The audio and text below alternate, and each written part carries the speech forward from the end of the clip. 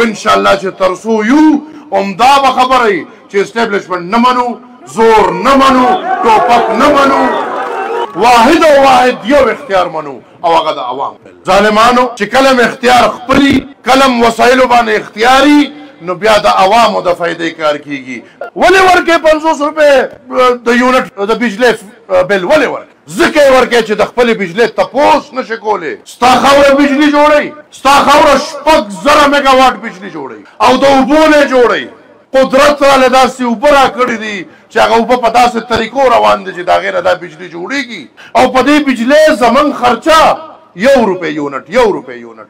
اختیار ستا نه دی نو ستا د 6,000 میګا واټ بجلي ځي لاهور او هلته د ټول پاکستان بجلي راغونډېږي. د هغې ټولو ایوریج وځي، هغه ایوریج بیا 500 روپۍ شي نو په 500 روپۍ په تام خرڅېږي، په 500 روپۍ په پنجابي هم چې نن هم ورشه دلته بازار کې د غنمو تپوس وکړې او بیا ورشه پنجاب کې د غنمو تپوس. پنجاب یا غنم مثال د پنجاب دی 100 بسم الله منم په ما ګران کا هیڅ خبره نه ده، خو زما بجلی خو بیا ما ته پرېږده که نه.